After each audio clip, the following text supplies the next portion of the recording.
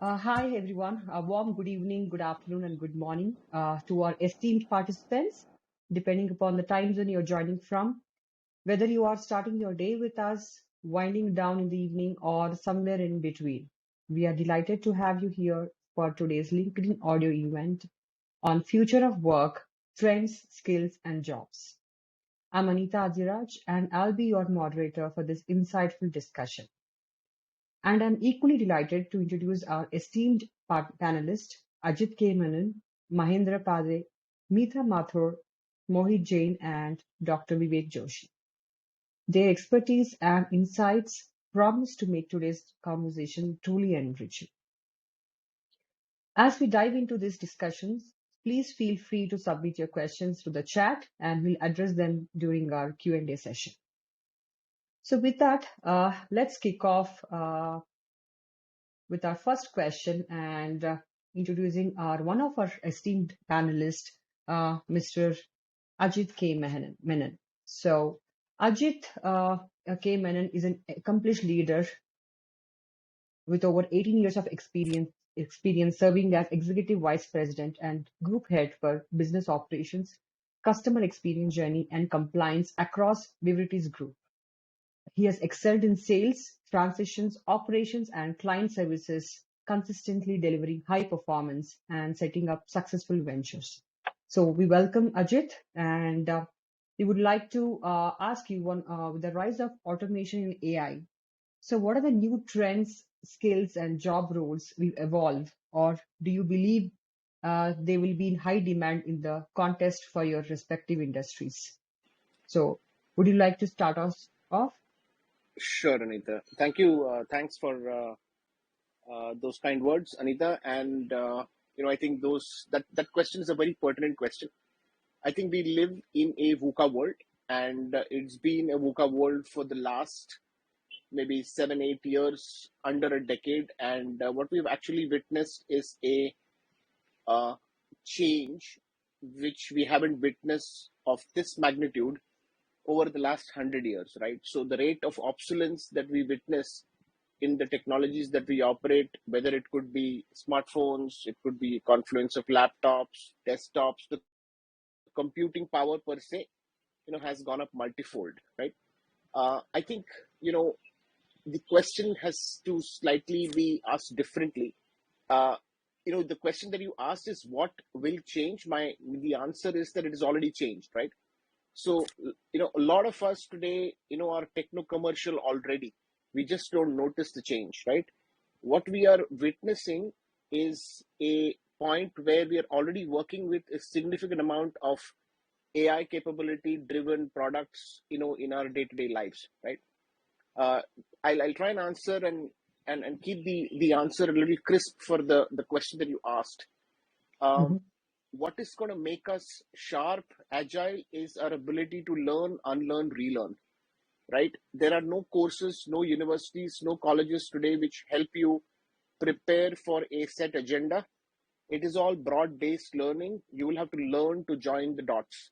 Whether it is at your workplace where you need to get reskilled, whether it is in your school, colleges, etc., the curriculum that was designed 5 years ago is not relevant anymore, right? Your appraisal with your boss, cannot revolve around fixed set of KPIs. It has to be moonshots that you discuss at workplace, right? What else? What are the problems that you could solve, right?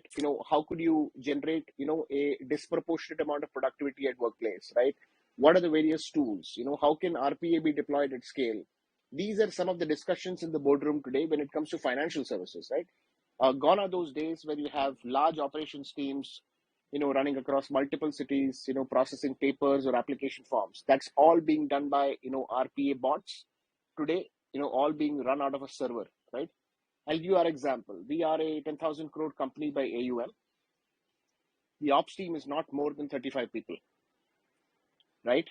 And largely 80 to 90% of my work processes are already done by either large scale macros, and some programs are already handled by RPA. So what I'm trying to say is this has been on for the last couple of years, right? And this is what you witness in large banks and captive, centers run by large multinational companies in India. it could be offshore delivery centers, it could be processing centers, etc. So long story short, the AI machine learning era is here. Processes are already digital. It's just that you've got to figure out to work alongside it, and many are already. If that answers your question, Anita. Absolutely, Ajit. Yes, very well taken. Because yes, in the rapidly changing job market, right? So I think you have, noted a very good point there. Continuous learning is essential for staying up to market and staying relevant and competitive. So I think each one of us, anyone like upskilling and reskilling programs would definitely enable the individual to acquire new knowledge. Yeah. So thank you, Ajit, for Thank such an you. insightful Thank point. And on a similar note, I would like to take these questions with our next esteemed panelist, Mahendra Pade, so who's a seasoned marketing strategist hailing from Odisha, known for his pivotal role in driving growth strategies for Vedanta Aluminium. So with his rich background spanning media, communication, and PR, Mahendra has honed his expertise in navigating the complexities of retail and e-commerce landscape. So we welcome you, Mahendra. So how would you like to Thank take you. this question, Mahendra? If what is your opinion or view on how with the rise of automation, AI? So what are the new strengths or skills which will evolve or help us out? Yeah, hi. Thanks, Anita, for these questions, and welcome everyone to this program. And uh, I mean, it's a change is the global buzzwords today, and work from anywhere, anytime, work for any country. There are no passports or no visa required. It's remote work, work from whether it is a hybrid or remote models. And the trends are also shifting from a metrocentric of geographical locations to it's I mean tier 2 to tier 3 cities.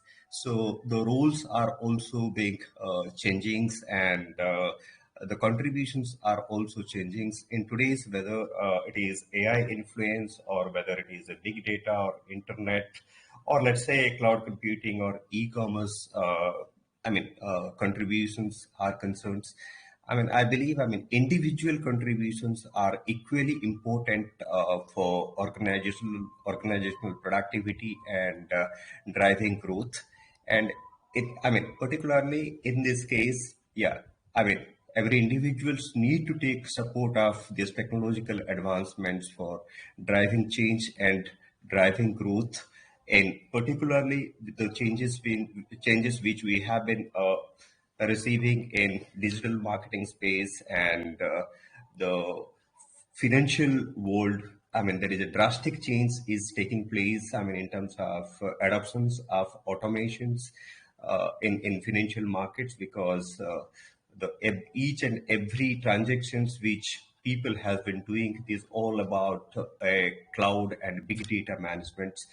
There, these tools plays a key, vital important roles to transform lives.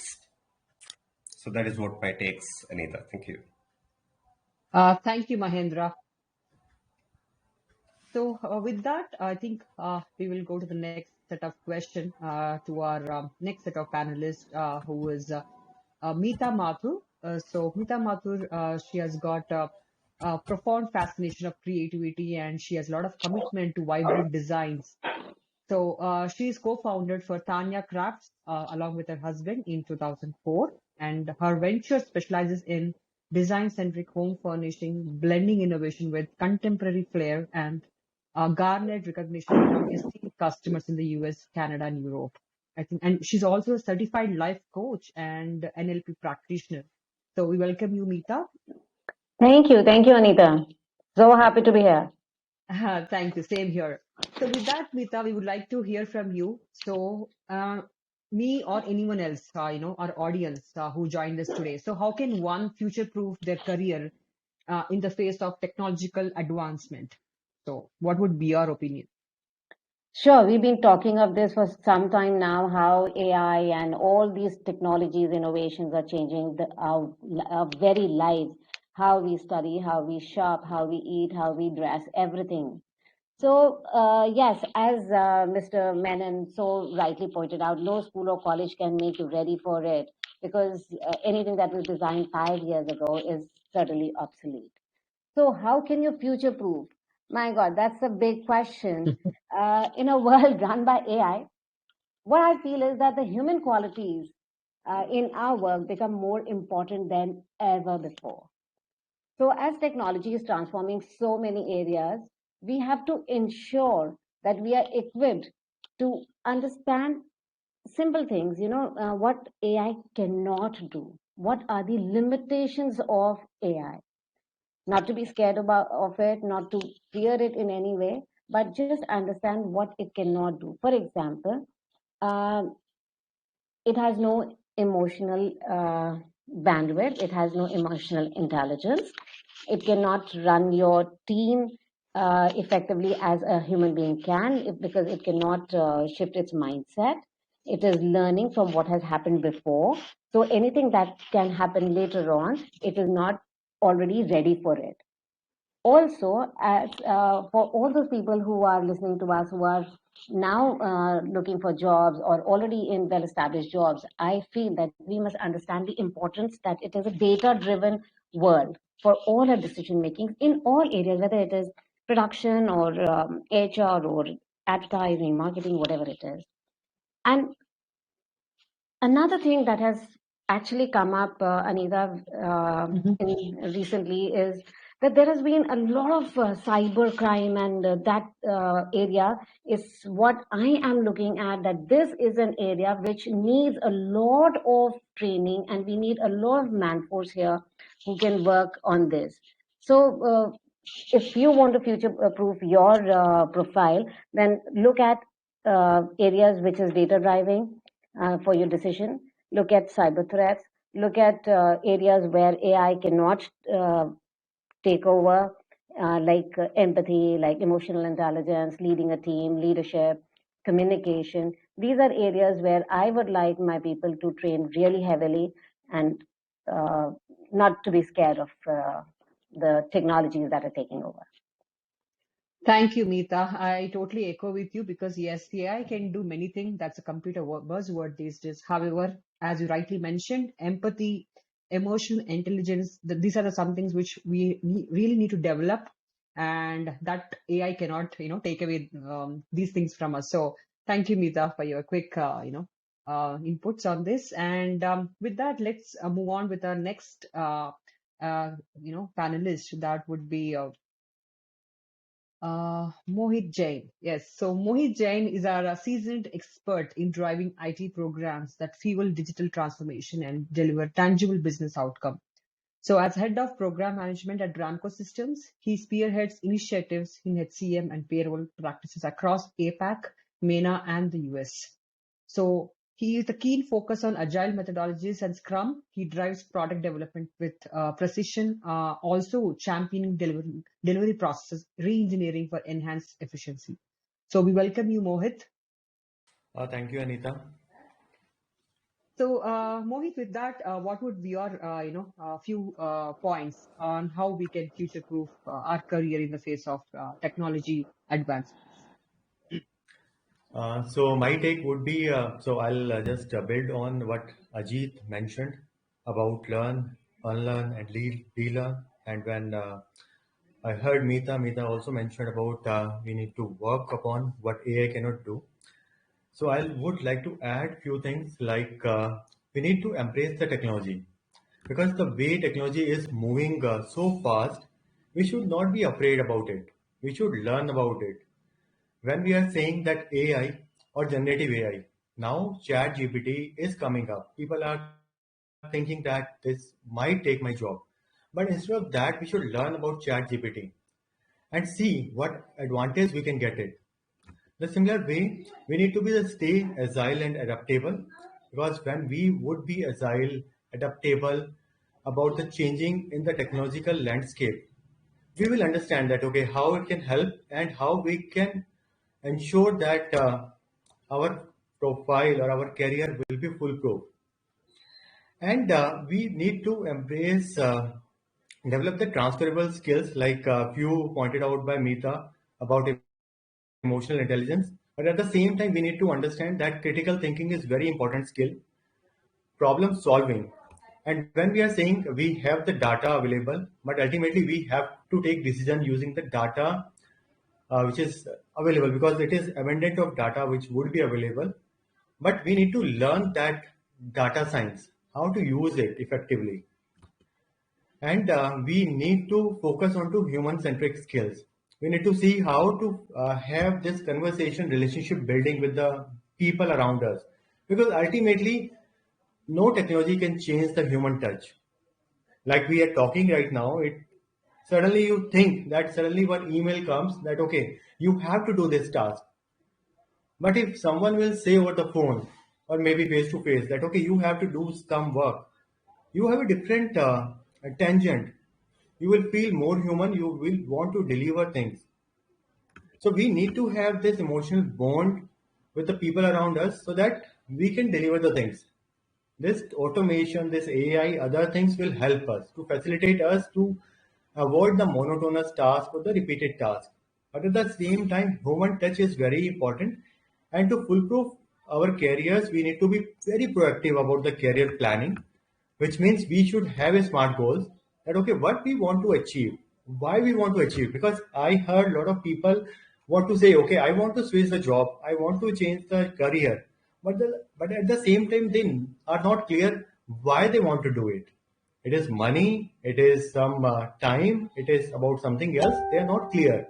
And when you don't have why clear, you don't know what, how can be achieved later on. But at the same time, you should have that smart goals, what you want to achieve, why you want to achieve.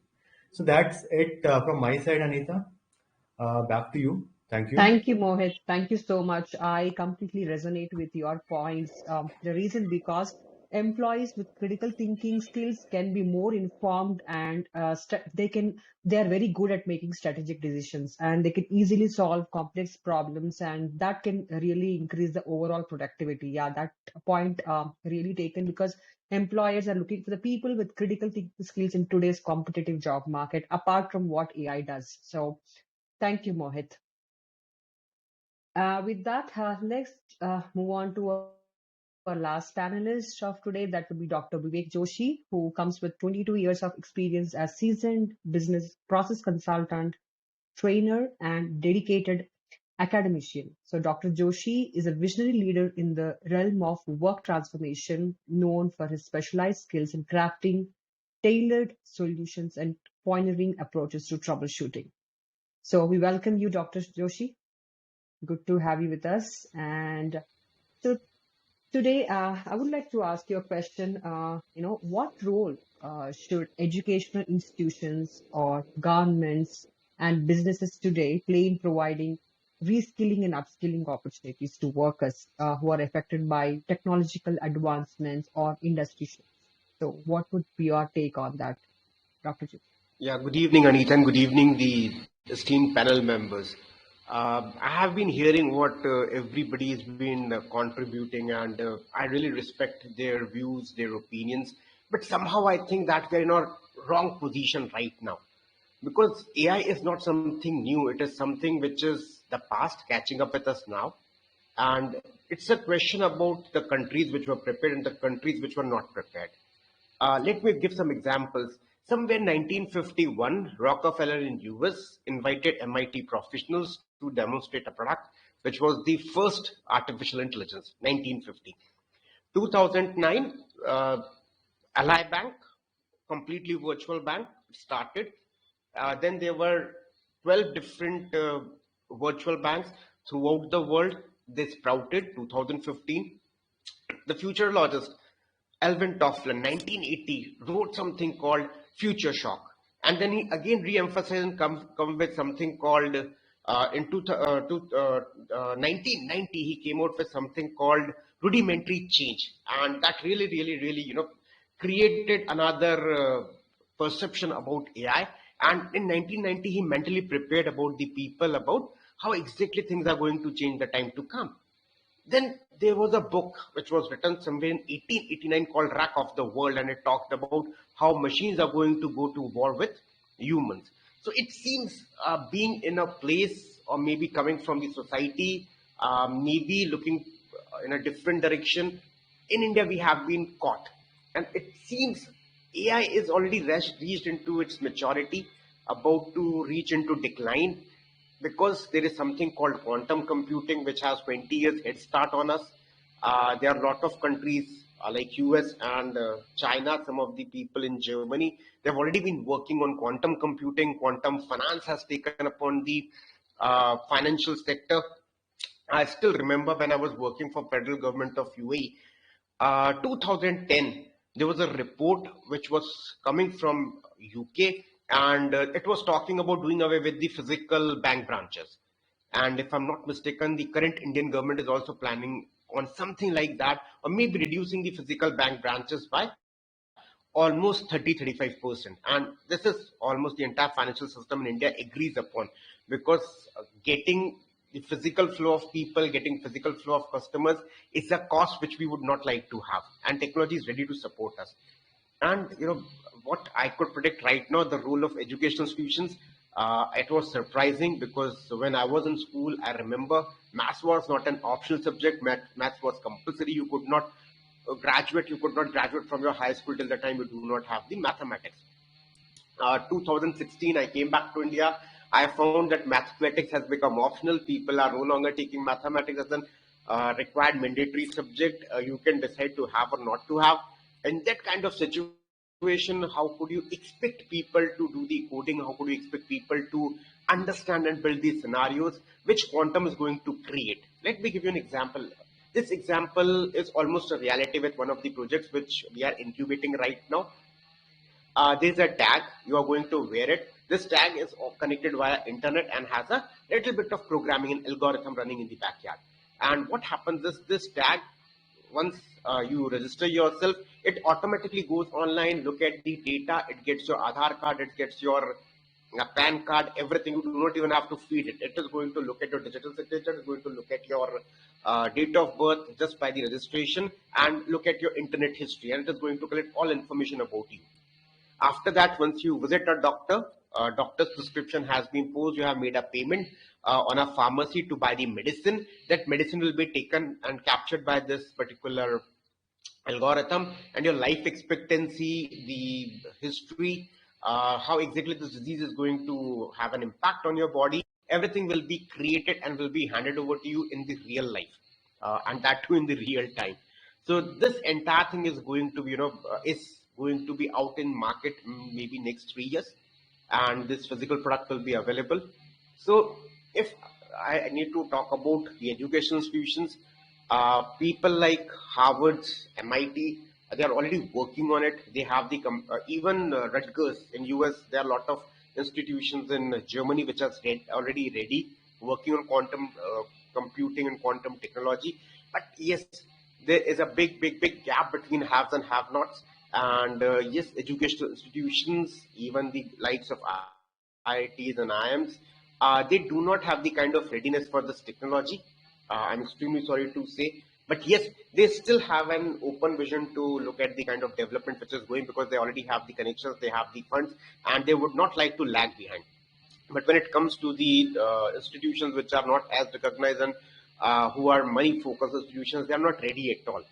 So it seems, there's going to be a kind of a divide, and the institutions which will not be able to serve and cater to the quantum computing requirements are soon going to perish, because it is going to be survival of the fittest. And it has already been done. It has been happening, because if you look at the business school numbers, they used to be quite great somewhere around 2000.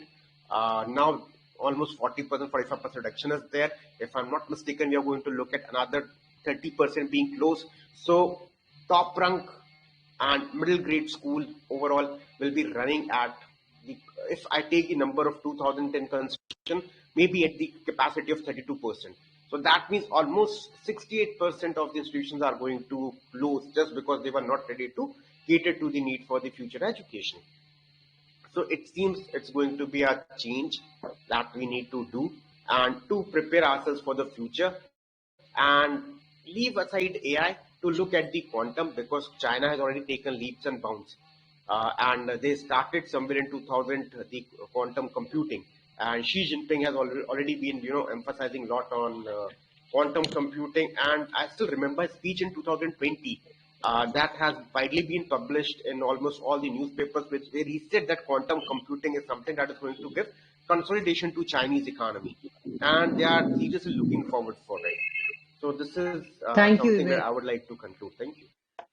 Thank you, Vivek. Thank you so much for your great insights about quantum computing. And I think we should be optimistic about our future and the vision also. I'm sure we'll be there. So, Anita, yeah, if I may, if we've done with the introduction, I may add a little bit on what Vivek just said sure. about the schools and colleges and how they are ready for the future. What I also feel is that in today's pace of change, education can no longer be thought of as a process that we go through in our youth.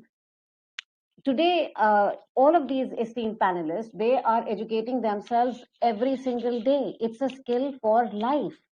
So just relegating the responsibility of education to college is a little too ambitious. We need to put this idea into everyone, our employees, our kids, our families, that we need to be up to date, our skills every single day. See, for anyone who was born in the last century, we would be obsolete. You wouldn't be talking to us if we were not educating ourselves. So that is something I wanted to add. Yeah, I'll just add one bit to Meeta and Vivek. We are at a stage where we are at artificial general intelligence, AGI. We are going to hit artificial super intelligence by 2047. You should all read this book called Super Intelligence, written by Nick Bostrom.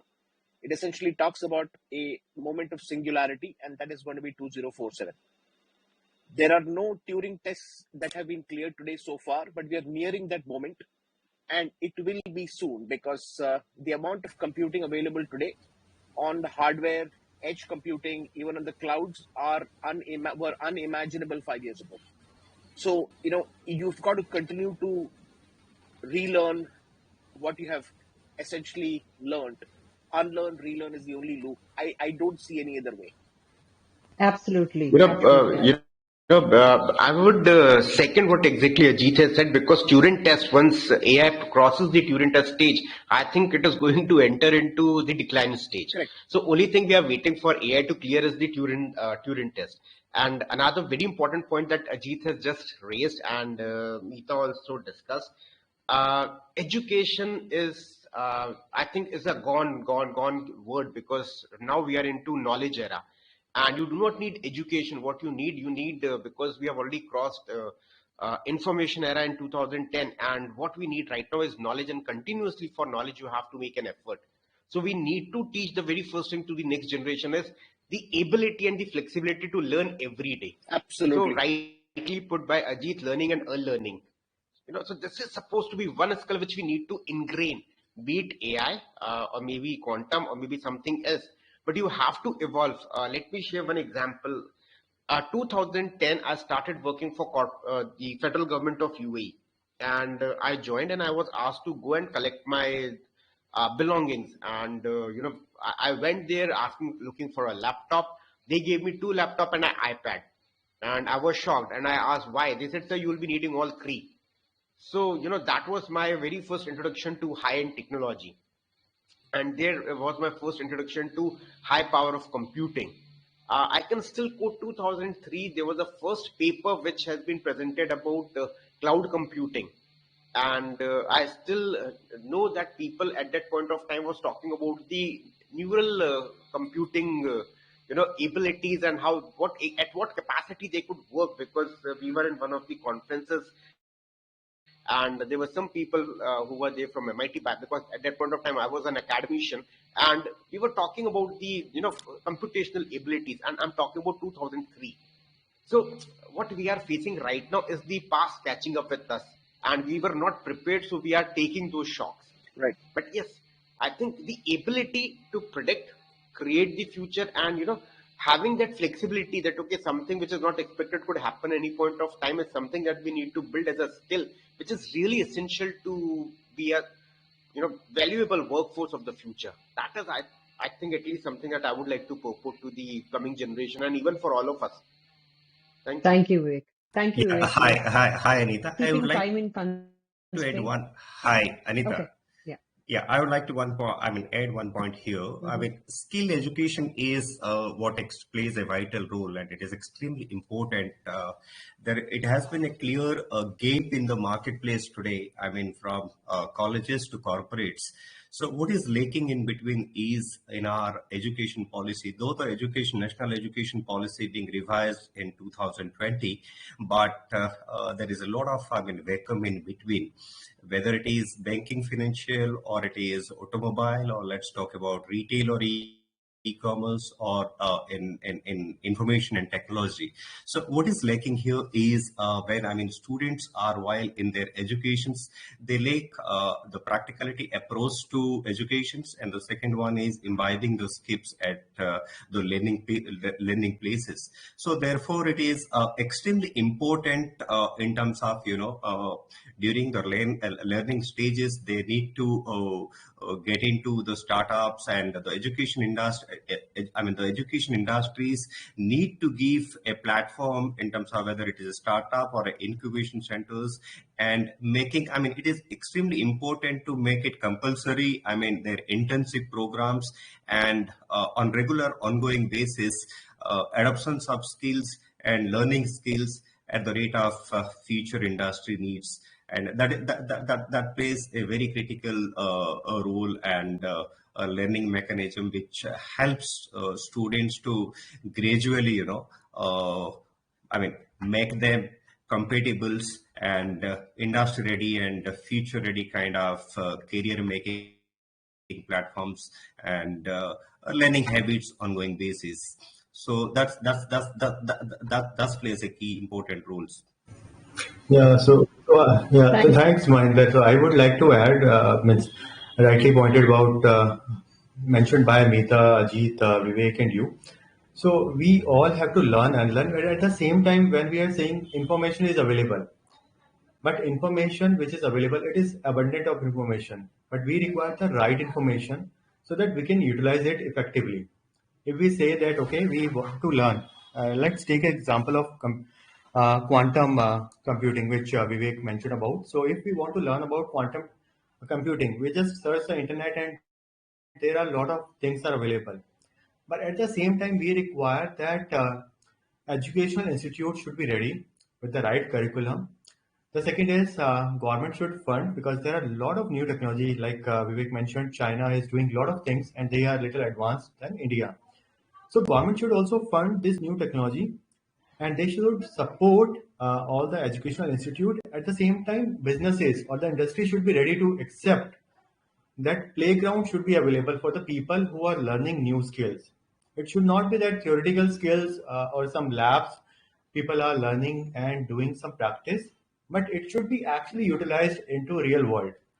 People should learn, accept that, okay, something is coming up, finally do some research and place in the real world. Based on that, they can learn something and go back to the educational institute that, okay, something new is coming up, you should also improve your curriculum.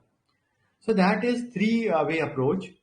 That three entities which I'm talking about: institutes, educational institute, the second is the government, the third is the businesses or the industries. They should collaborate with each other so that the right playground is available for new technologies. It should not be that people put on themselves that I have to learn, but how I can learn effectively, how I can utilize in the real world. That would create challenge if all these three are not in sync. So that was from my side, Anita.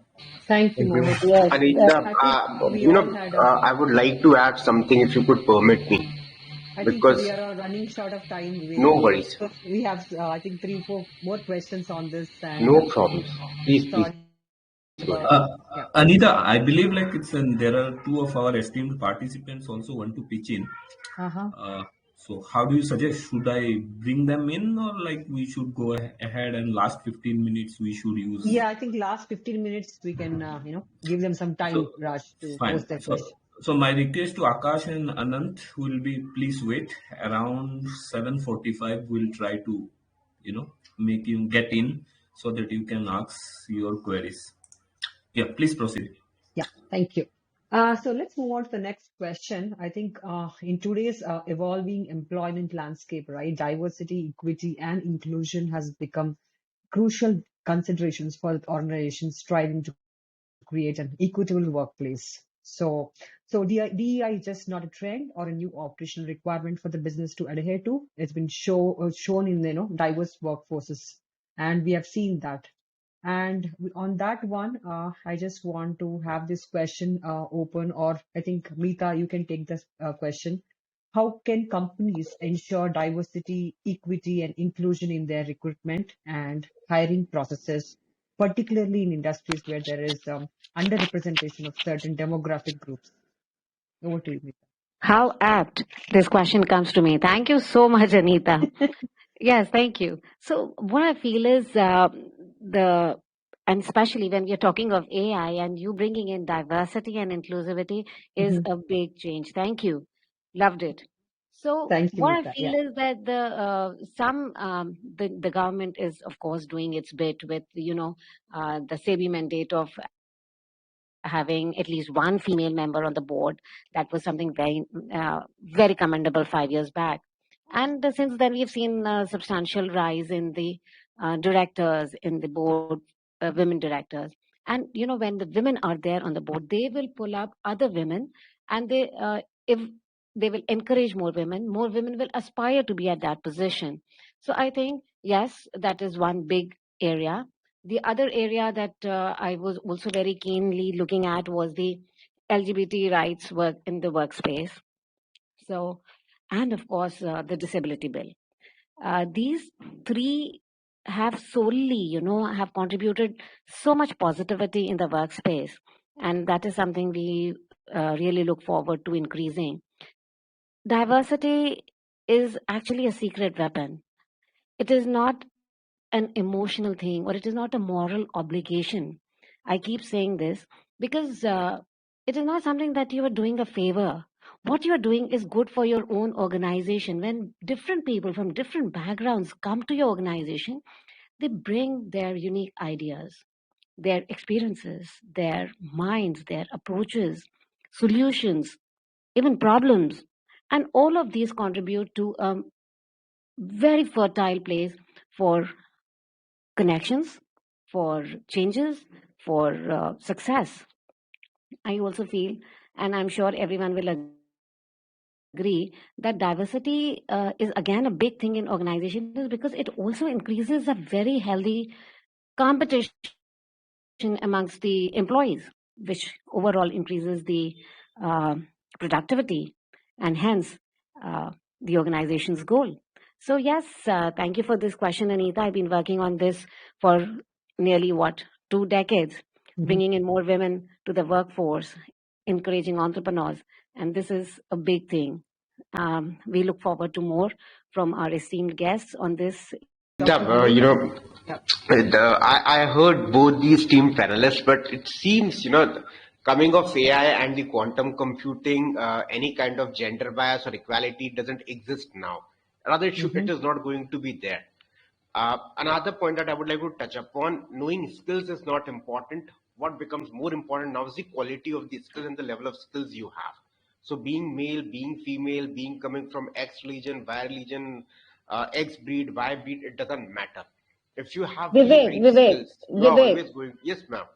Yeah, if it does matter. Like I've been working on this for such a long time, because even if whatever innovation, whatever technology, I'm talking of AI today, 10 years back, it was just computers or internet. Yet we were talking of women's rights. Yet we are today, I'm talking of LGBT rights, of disability rights. This will exist because subconsciously there is a bias always present against these people. So if we are going to even think of going into the 4.0 revolution, we need to focus on these people, not for emotional reasons, not for moral obligations, but for economic reasons. If you are going to, I understand, yes, the laptop does not understand religion or sex, but it does understand. But people at the organization, where people need to promote, encourage, and develop the people, many times, and I have faced it also, there is always a bias. So yes, if there was no bias, there would be no such question. We would not be talking at the highest level in the parliament about DEI. We would not be talking of women's rights. We would not be celebrating Women's Day. So so we need to focus on this. Ma'am, with all due respect, India is not the global benchmark. Whatever we may think into our heads, it's something, altogether very different. If I talk about the venture capital funding itself, this year there's been a 13% jump in the funding for women entrepreneurs. Even if I talk about the current government's focus on the funding of the women entrepreneurs, this has taken a quantum jump. I think Ajit is going to support it. There's a quantum jump of almost 18.9%, which is very close to 20%. So if I'm talking about SMEs, this 20% jump has taken almost 25 years to come. And for ladies, it has taken 3 years to come. So that means we all trust ladies. We all know their capabilities. Yes, certain pockets within India, within world, there is a discrepancy. It is going to take time, ma'am. There is no panacea which is going to help us in one day. I'll give you acceptable. I'll just add to what Vivek and Meeta said. I think if you look at the demographic view, right? So today, about 70% of our population is under the age of 33, right? So this pivot, has begun. While I agree with Meeta that, we were largely a patriarchal society, but if you were to slightly digressing in the interest of time, assuming it is only 15 more minutes that we have, India was largely, paternalistic, from north till west and, some parts of, east, and largely, maternal on the south side. So there is, India is a land of dichotomies. Every 100 kilometers, everything changes, right? Food, water, clothing, etc. Right. So for this, it is not one India. It is a concoction of multiple states, dialects, languages. So India is a complicated country, right? And hence there is diversity. There is unity in the diversity that we have, right? So this will pivot and change because it is a younger population who's primarily, at the driving seat today.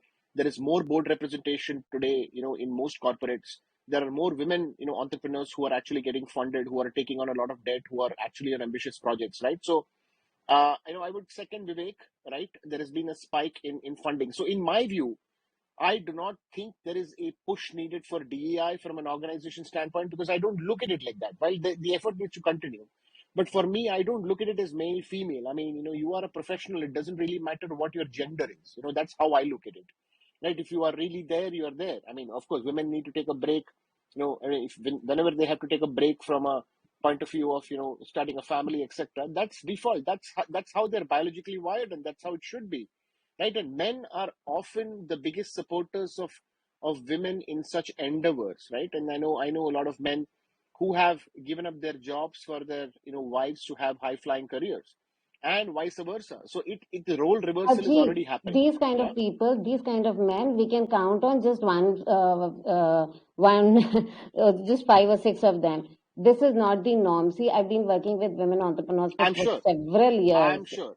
Meeta, I'm not contesting the data that you have. I'm sure you have worked on this maybe 1,000x more than what I have worked on, and I'm not contesting that at all. I'm just trying to say that the pivot is happening, and maybe our future generations would be able to witness it. Yes, that's encouraging, and the young generation, of course, is coming up really well. That's very encouraging. Right. Thank you, Meeta. Thank you, Ajit and Vivek. I think such a great conversation, engaging conversation we had with our panelists today. So I think we need to give some time for our, audience. So I think, Raj, we are open for the questions now to the panelists. Who wants to go first?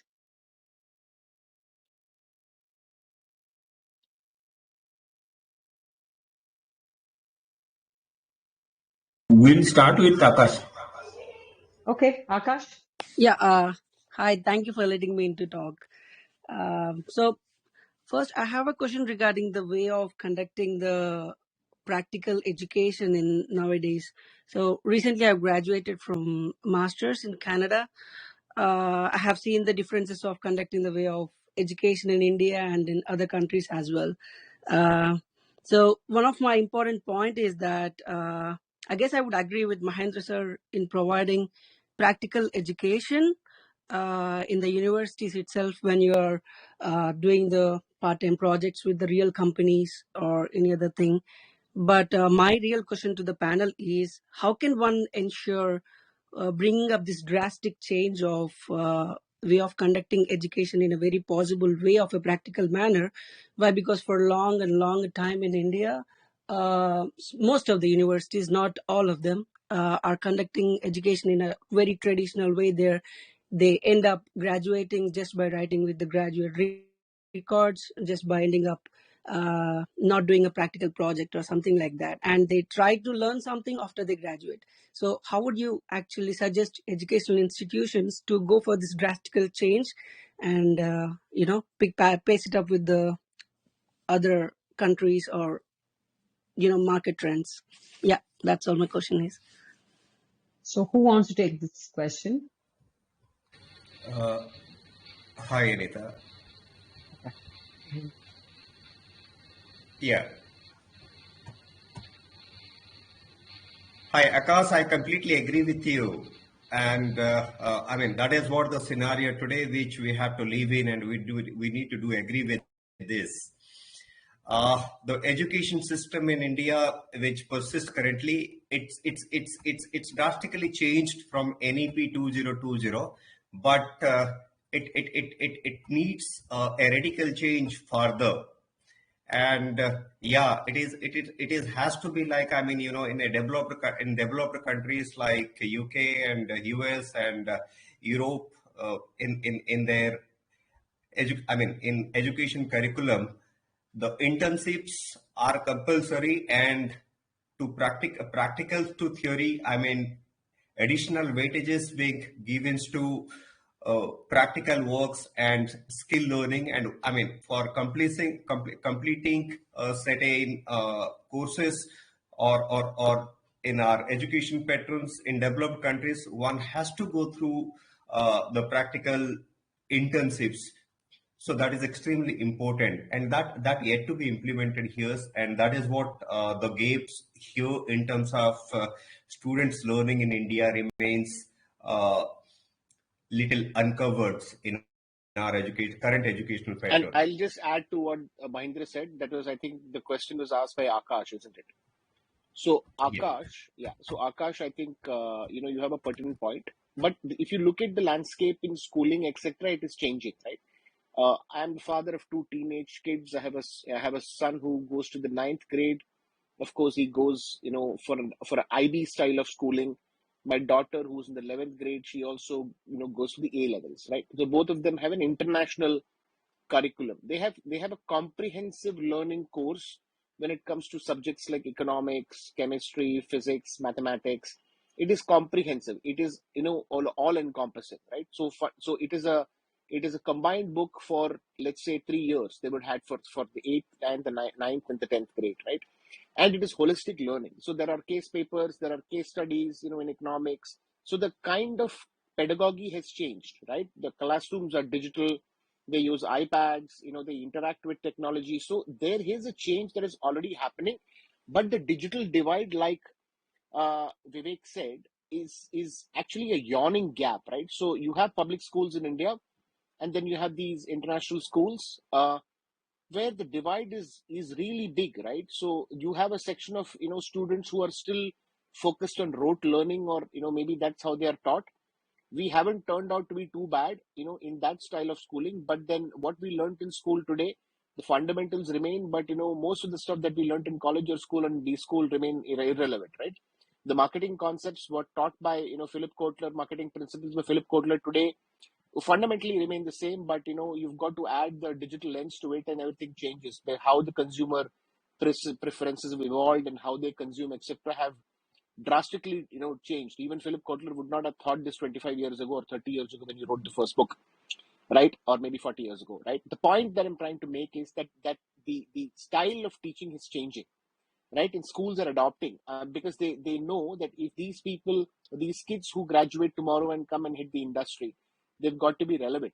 And I will recall what Wipro said, a couple of years ago, that most of the engineers who turn out to be engineers and join the mainstream, there was a time when Wipro had to reskill them for 1 year before they could be put to projects. So it's changed a lot today. I've met very enterprising kids who've maybe graduated in field of computer science. They're very bright kids, right? So the education has really changed over the last 10 years, and it's only going to get better in my view.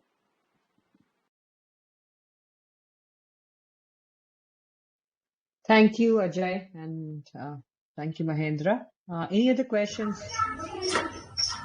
Mr. Kunal and Mr. Anand, you need to raise your hand, then only we can allow you in. Yeah, thank you. So we'll start with Mr. Anand. Kunal, my request will be, please wait for a while.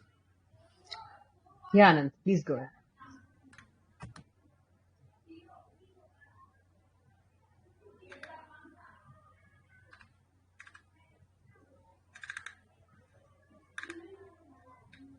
Anand?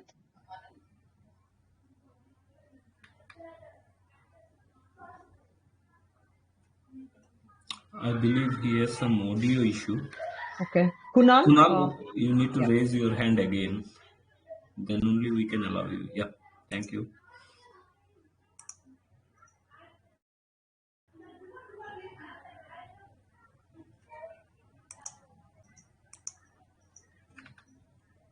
Now I think you guys are able to hear me. Yes, very much. Thank you so much for conducting this session. And my name is Kunal. I'm currently working in Malaysia from past 10 years and purely into recruitment industry.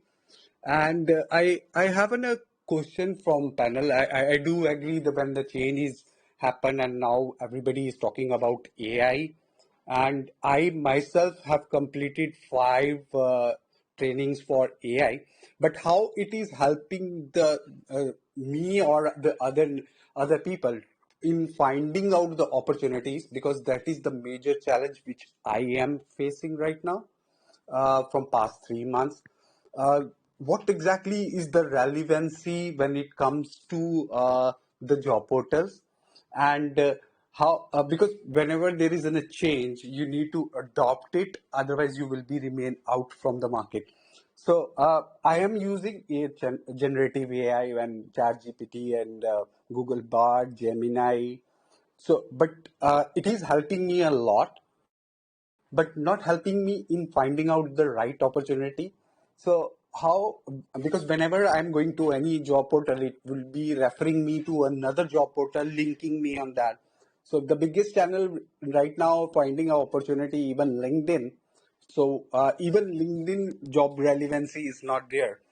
So how we will be able to find out whether it is a right opportunity or whether it's just in the sake of publishing, they have published that advertisement. Thank you, Kunal. So with the interest of time, Mohit, would you like to take this question? Sure, Anita. So Kunal, it is great that you are learning AI skills. That is very, very relevant. And when we say that something we have learned... Anita, can I contribute something? My pleasure. Yeah, Kunal, the problem that you are facing is going to be an inevitable problem. Why? Because there is a lot of information and we do not know which one to use. And unfortunately, there is no algorithm that is, a connector between these different portals, or which create the keywords which take you from one relevant search to another one. Because there are no moving data packets which are available between these different portals, because they are all coming from different technology houses, or they are coming from the different developers. Okay. We need to have some kind of an aggregator which is going to come soon, because Gemini is going to be backed by an aggregator program, which is going to, because since Google has a large database, it has a lot of large servers, which is going to collect this information, is going to connect this information in more meaningful way. So we need to wait for the Gemini, because Gemini is just little over the beta testing phase right now. So they are running it, but I think I am so sorry for that. You may not have connected my question. My question is that right now, if I have my profile created on LinkedIn, and if I'm applying in a job on LinkedIn, why it is diverting me to another job portal to apply over there, and I need to create my identity over there, or my portfolio over there again. So my identity is getting duplicated on lot of job portals. So how we can say that, I mean, it is gonna be a data protected? Yeah, Mohit, would you So, like Dr. Vivek, can I answer if Yeah, please, it is okay? please, Mohit, go. Yeah, Kunal. So you rightly mentioned that whenever you are applying the job, it is taking to another portal. Yep. So it means the organization itself is not ready with the AI. So I am from the human capital management. So I am part of the Ramco systems, which are dealing with HR solutions. Mm-hmm. So when we say that, okay, our product, we give the capability to integrate with the different job portals, it is up to the customers. Let's say you are applying on the Infosys or maybe TCS, but at the same time, if they have taken this product or integrations with our product, it is a seamless transition. If they have not taken, they are asking for additional data. And why they are taking it is maybe additional cost. It may be they want to retain your database in their system. So whenever there is a relevant opportunity, because one opportunity you are applying, and there could be another opportunity which might come up. So this is the different way how to utilize the data. So you have to, as of now, you have to see as a limitation, because this is not the seamless transition. But we cannot say that, okay, people will stop applying it. Yep. Right? Yep. So it will be there. It is there, and slowly, gradually, you will see that lot of automation seamless. It is not that, okay, out of 100 jobs, you have to put something in the 100 portals. It would be 50-50, or it could be 60-40 or 70-30. But yes, the entire transition will take time, and eventually you will see that, okay, you apply on the LinkedIn or the Naukri or maybe any job portal, it would be seamless, just applying the job. That's it, without any manual intervention. I hope I answered your query. I am so sorry. I am still confused, because that is the biggest challenge that I am facing. As I confirmed, I am from the technical recruitment background from past 12 years, and I am specialized into niche hiring, but I am facing a challenge in sourcing the opportunity for me. So, which I felt that I'm not getting the relevancy on the job portal. So how I can identify this is the right opportunity, which will not divert me to another job portal to create another profile for no reason.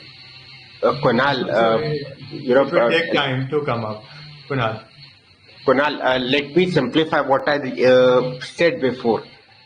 You need to recreate the profile. You need to re-enter the data, because the compatibility of the two sites is not matched by an algorithm, is not bridged. So there might be different data requirements. They are going to be different. There are something called checklists which they need to see, and there is no system, there is no algorithm, there is no bot which can help them to be a proper fit to each other. Dr. Vivek, so it is called Complock. Yeah, please, Mohit. Yeah, Vivek, what actually happens? It is the kind of integration. So whenever we are saying LinkedIn or Naukri or anything, actually they provide the APIs. With the APIs, integration can be done, but it is up to the organization where we want to do this integration, whether they are accepted this or not, Kunal. So it is up to that particular company whether they want to have this API, because again there is a cost incurred. So whether they want to have this seamless integration, or they are saying okay, or there could be second reason. I said they want to have the database in their system. So maybe there could be X, Y, Z reasons, but I'm just saying. What I felt that whenever there is any job portal, they have their own relevancy. They have their own clients which are posting the opportunities, and the unique data and the unique candidature, like Naukri, I mean, is the #1 portal in India. And when it comes to Malaysia or for Singapore, we have JobStreet and Job Central. So the relevancy of those portals will be on that. But those job portals, whenever we find any opportunity, is taking us to another. So rightly said, it is maybe the API which are creating a mess for me as of now. So anyways, thank you so much. So Kunal, is there any way? Yeah, Kunal, I would suggest that you can try to connect with Mohit or with Awesome, each of us awesome, on LinkedIn. Yeah, so that we can help you out. awesome, awesome, Offline. awesome. Okay, yeah. And Anant, I think you had a last question. We are Hi, good to take a last question today. am I Anant? audible now? Very much. Yes, sir. Yes, Anand. Yes. Hi, good evening, everyone. Please go My ahead. name is Anant. I'm calling in from Mumbai. I don't know how many seconds I have to ask this question. It's not a question, basically, it's just a statement because I logged in late and I could hear Mr. Vivek, Mr. Mohit, and Anita, of course, you. And what I saw and I heard was emphasis on learning, both for the person who's imparting the learning and the person who's taking up the learning. Correct me if I'm wrong. Yeah, Anand, go ahead. Yes, Please sir. go ahead. So I've been always of the believer because there's a lot of change happening at the education level. The current generation is far too ahead of the people who are imparting the education because they have access to so much of information, and that's what I have always believed. I know many of you may disagree with me, but I believe one thing is that to light another man's candle, you have to keep your own candle burning. So the educator is also needs to brush up of what is happening around him and then impart the education to the person who's wanting to take the education. Absolutely, Mr. Ranjan.